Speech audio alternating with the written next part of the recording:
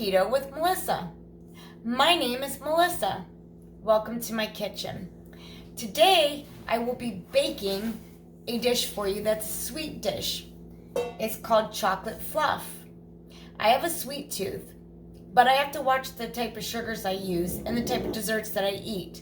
Just a little bit of a history and a background for you is I am 2.5 years post-op gastric bypass patient. I'm down 175 pounds.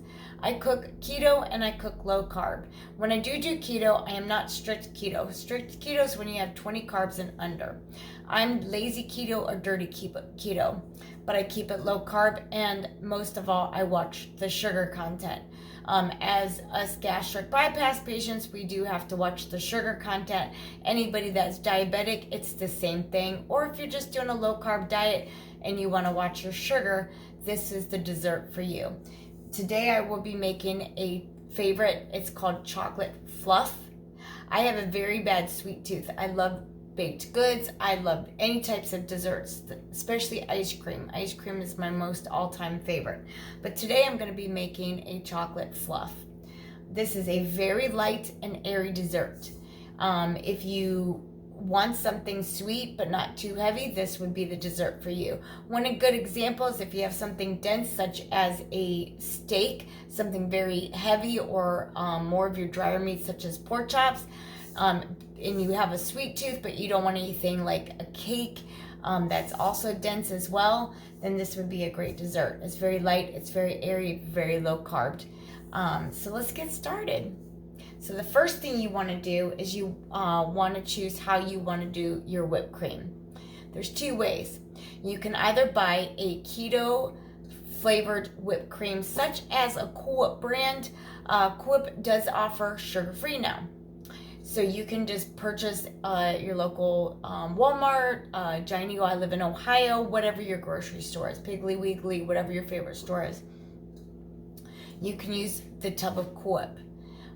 Just use a small tub. If you want more because you want it more creamier textured, you can do that as well. Just make sure it's sugar-free. If you do end up using a regular Cool Whip, it has a very low sugar content. And if you're dirty and lazy keto, then that's okay. But if you are strict keto, I would go with the sugar-free. But for me, I prefer to make mine homemade just because it's healthier and there's definitely a sugar substitute in there, so it's no sugar added. So it's more keto and more low carb friendly, and it's just quick and easy to make. Most of you that do low carb cooking or keto cooking, you always have heavy cream on hand. So let's get started. I'm going to add 2 cups of my heavy cream into my bowl. So I'm going to add this into my 1 cup measuring cup and measure out 2 cups.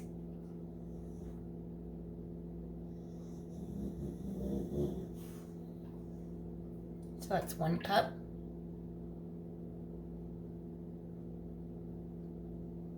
And that's 2 cups. Okay. Then the next thing you want to add is, I always do like a pinch of vanilla. So I have this size bottle. I just put it in a little cap. You can do like a 1/2 teaspoon, 1/4 teaspoon. It's your preference. You can even mix up your flavor. So if you don't want to use vanilla extract, you can use a rum. You can use any flavor you want. You can even mix chocolate with like an orange extract. I do have that, but I'm just going to stick with the vanilla extract. It just gives it a little bit more flavoring. And then the next thing that you want to add is you want to use whatever sugar substitute that you want. Just make sure it's a confectioner sugar, a powdered sugar, not granular, because you can't use granular in this recipe. So the sugar brand that I use is Swerve for this type of recipe. Now there's different types of sugars. I will go over that in a separate video, and I will post it on what sugars you want to use in your desserts. There's sugars such as aloes, Bestie, and there's other different sugar substitutes. You have monk fruit, you have golden, Splenda, but there's different ways of using these sugars. So some sugars just don't go in like baked goods, and some sugars don't go in like pies, for example. So I will make a separate video, and explain the different sugar brands and which sugar you want to use for your pies, for your cakes, for your cookies, you could use it in your jellos, your puddings, and etc. So now that you have your vanilla added to your 2 cups of heavy cream, then you just want to go ahead and add your confectioner sugar. I like mine on the sweeter side, so I use 2/3 of the confectioner sugar. However, you can cut it down to either a 1/2 cup or you can cut it down to a 1/3 cup. That's your preference. Next, you're going to just take your mixer. If you have a stand mixer, that just make sure you have the whip. If you have a hand mixer, same thing. Just make sure you're using the whip. It just takes a little bit longer. I do not have a stand mixer at the moment, so I use my hand mixer. It just takes a little bit longer to mix. So now all you do is you start off on low so that the powdered sugar don't get everywhere.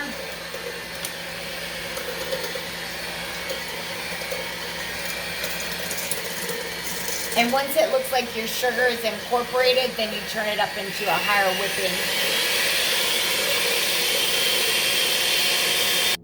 So you want to mix it till you get the soft peaks or the stiff peaks, and it should look like this. The last thing that you're going to do is you're going to add your chocolate. It's actually pretty good. I'm using chocolate flavored today, and it's sugar-free and fat-free. So it's a 1.4 ounce box. If you want to use larger, you can do that. Now remember, it's your preference on the type of cream you want to use. I prefer to do homemade. I always have whipping cream in my fridge, so it's easier just to whip it up. Now your stand mixer would be a lot faster to whip this up, but if you don't mind a little extra work, then your hand mixer will do just fine. Just make sure it has the whipping portion on it. So all you're going to do is just add this sugar-free Jell-O into your whipped cream, and you can just either fold it in with a spoonula or just give it a whirl with your whisk on your whisk or your whipper on your mixer. So once you have it all mixed, it should look like this. And I just take my spoonula, my spatula, and I just kind of make sure that all the powder's mixed in. You don't want to over mix your heavy cream because then it turns to butter, and you don't want that. You just want the start of some soft peaks to where it starts. You want soft peaks, and then when you add in your sugar-free chocolate Jell-O, when you mix it again to mix it in, then you get the stiff peaks, because if you don't want to overwork it, you don't want butter. So basically what I do is I just put it in a nice airtight refrigerator storage container, and you just want to refrigerate it for maybe about an hour before you want to eat it. It could be even longer. You can make this early in the day and then go ahead and put it in the refrigerator until after your dinner or whenever you're ready to eat it. And you can serve it in whatever dessert bowls that you would like to have it in. And then you can just add whatever topping you want. You can just use plain whipped cream. They do have sugar-free sprinkles, which I do not have on hand. You can use either sugar-free Hershey's chocolate chips or Lily's chocolate chips and sprinkle the top. So you can put your Cool Whip on there, and then you can sprinkle the chocolate chips or whatever you want on it, and just dress it up any way you do. But the key thing is just to put it in like an airtight storage container. You just want to take your spoonula and make sure all the powder's dissolved in there, and make sure your Cool Whip's all mixed in with your chocolate, and that's what it should look like. And it's basically it's called a chocolate fluff, but it's also related to chocolate mousse. The reason why it's a fluff and not a mousse is because I did not add cream cheese this time.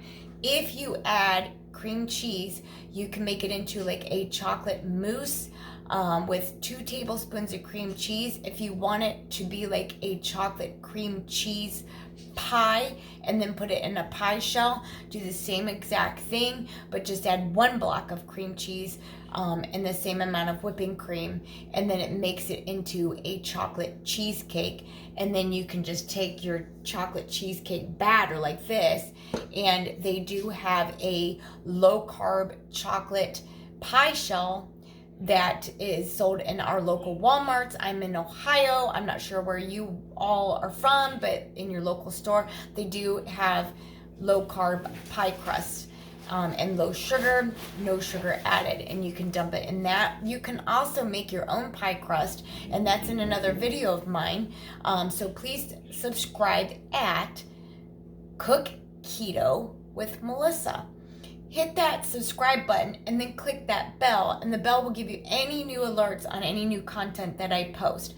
Now, I don't just do desserts, I do sweet and savory. So I do cooking for whether it's breakfast, lunch, and dinner, and I do baking. I make pies, cakes, cookies, ice cream, etc. So my channel basically just shows you the basics on how to create delicious meals, also delicious desserts. But the main thing that I try to do is keep it budget friendly. We all know how much food prices are in today's world, and it's not always fun to go shopping anymore. So I try to keep my desserts where it's very tasty, very sweet, and also budget friendly. Same with my meals. When I create my meals, I try to keep it under a certain budget, and I list the recipe in my comments. So you will find my recipe in the description section of my channel. Please subscribe at Cook Keto with Melissa, and again, click that bell. That way you get any new content that I load up for any of my cooking for low carb. And I hope you enjoyed this dish. I'm gonna get it into a safe container that's a good tight sealed lid to keep it fresh, and I'm gonna put it in the refrigerator until after dinner. So you have a great day. Thank you for watching. I hope you enjoy this dessert, and I hope you enjoy this video. From my kitchen to yours, Cook Keto with Melissa. Have a great day and enjoy.